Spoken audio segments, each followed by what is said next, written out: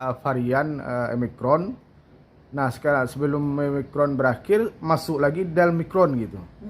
Nah, ini kan gabungan Omicron dengan yang lain dan lebih ganas kabarnya. Wow. Nah, kalau ini kita perlepas saja warga bertahun baru berkerumun, apakah ini tidak berdampak nanti gitu? Ya. Jadi Assalamualaikum warahmatullahi wabarakatuh.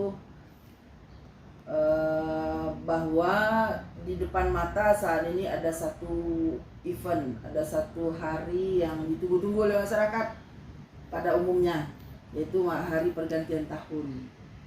Nah, kita dalam hal ini kita kan sekarang ini sedang dalam masa pandemi di mana segala sesuatunya butuh keterbatasan. Ya. Nah, jadi di sini kita mengimbau kepada masyarakat bahwa sepanjang memang bisa tidak dilakukan selebrasi atau peringatan tersebut di luar rumah, kenapa tidak di rumah saja bersama keluarga? Tetapi kalaupun harus keluar, mohon untuk mematuhi protokol kesehatan, hindari kerumunan, dan jaga jarak dan segala hal yang tentang protokol kesehatan yang harus dijaga. Kemudian juga bagi masyarakat yang pergi mengadakan peringatan juga tidak hanya di luar rumah, yang ditinggalkan juga harus diperhatikan. Maling, kebakaran, itu juga harus menjadi perhatian kita, sehingga memang Kota Padang pada saat pergantian tahun tersebut aman. Nah, kemudian yang dilakukan oleh pemerintah Kota Padang dalam menyambut atau mengantisipasi keramaian yang berpotensi untuk terjadi pada hari tersebut adalah pemerintah Kota Padang sedang membentuk yang namanya PAM Nataru, pengamanan Natal dan Tahun Baru, yang mempunyai 4 titik pengawasan dan 8 titik pelayanan. Ada tuh pengawasan atau pelayanan. Itu yang dilakukan, yang isinya adalah TNI Polri, kemudian OPD yang ada, semua pihak untuk dalam tersebut. Itu yang dilakukan. Nah, kemudian juga pemerintah Kota Padang harus memperhatikan potensi yang akan terjadi juga adalah penumpukan di satu tempat, gangguan, tidak hanya gangguan keamanan seperti misalnya masyarakat pergi ke tempat pariwisata. Di situ kita lihat bahwa pemalakan parkir, harga yang tidak terkendali, kemudian pokoknya banyak hal yang mengganggu kenyamanan masyarakat untuk beracara di sana. Nah, itu juga menjadi perhatian besar. Nah, sepanjang perayaan tahun baru ini, hal yang lain yang perlu kita perhatikan kan aktivitas warga melakukan penjualan trompet di sepanjang jalan protokol. Itu kan pertama mengganggu pengemudi, udah jelas itu kan. Yang kedua, ada nggak penertiban terhadap penjualan trompet itu? Nah, kalau untuk penertiban itu kan eksekusinya di pihak eksekutif. Ya. Memang kami, kalau saya sendiri belum memantau sampai ke sana, tetapi sebaiknya memang harus diamankan karena itu di masa pandemi sekarang ini peniupan itu perlu juga dimonitor. Nah, seperti apa penanggulangan yang dilakukan oleh pemerintah saat ini saya belum dapat gambaran mungkin. Nah, kita tahu kan Dinas Pariwisata memasang CCTV di masing-masing area pariwisata, ya, terutama Pantai Padang. Nah, laporan ke Komisi 1 apakah CCTV itu masih beroperasi atau bagaimana? Ini kan nanti saya yakin akan ada penumpukan di Pantai Padang gitu. Ya, itu yang kita bilang tadi, destinasi wisata akan terjadi penumpukan. Ya. Tidak hanya Pantai Padang saya rasa. Juga akan terjadi penumpukan di kafe-kafe yang saat ini marak tumbuh. Ya. Ya. Sekarang hampir di setiap sudut kafe-kafe, bahkan parkirnya menghabiskan jalan sebagian. Ya. Separuh jalan untuk parkir. Nah, itu perlu perhatian serius dari pemerintah Kota Padang, juga pengawasan terhadap CCTV yang ada. Nah, kami Komisi 1 memang hari ini kita bersama dengan teman-teman mencoba menyusun, kita akan mengadakan hearing dengan beberapa pihak lagi. Nah, yang kita sayangkan kan penegakan aturan terkait perizinan. Kafe-kafe diizinkan di banyak tempat. Cuma dari segi mobilitas dan amdalnya itu tidak memenuhi syarat.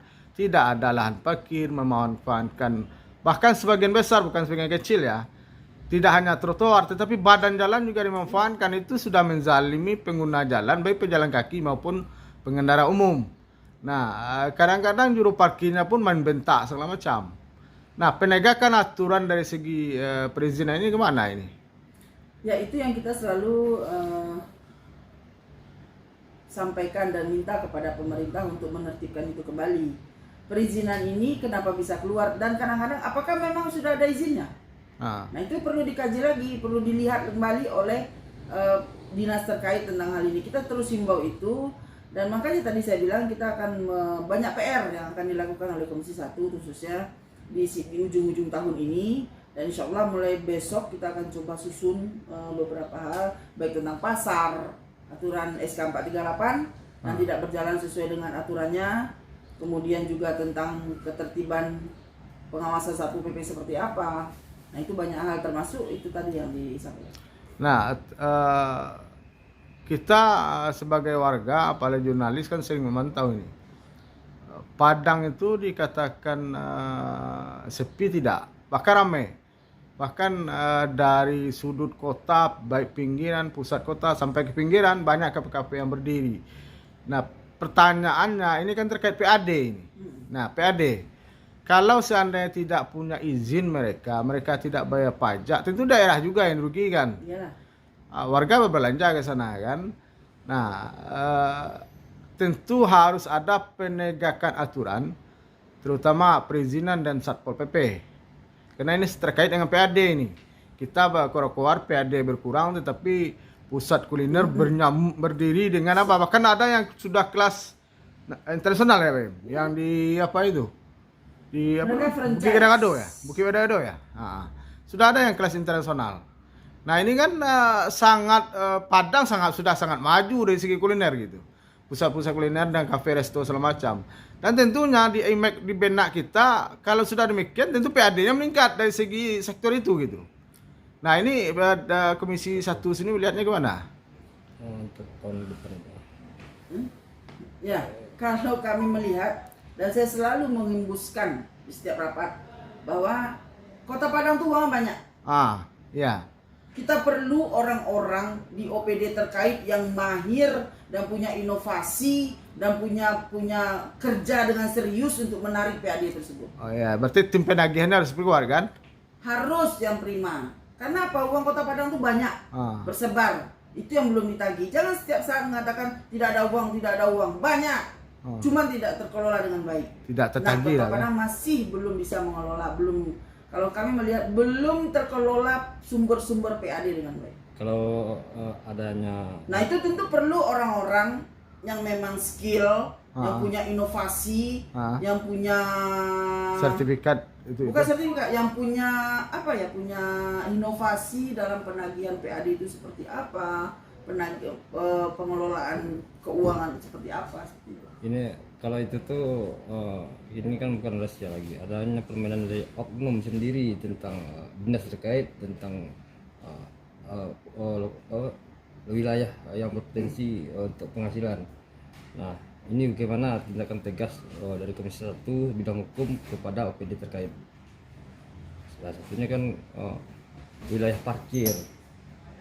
Iya, dari segi parkir dinas terkait. Kemudian dari segi pajak-pajak, saya miris mengatakan Kota Padang tidak punya uang sementara menjamur itu kafe. Kalau ditarik pajaknya berapa pajak yang bisa masuk ke Kota Padang? Ya kan? Lihat di Danang Dr. Sutomo tidak ada sejengkal pun sekarang sebelah kafe. Ya kan? Berapa pajaknya 20% yang untuk Kota Padang itu berapa? Berapa bisa masuk?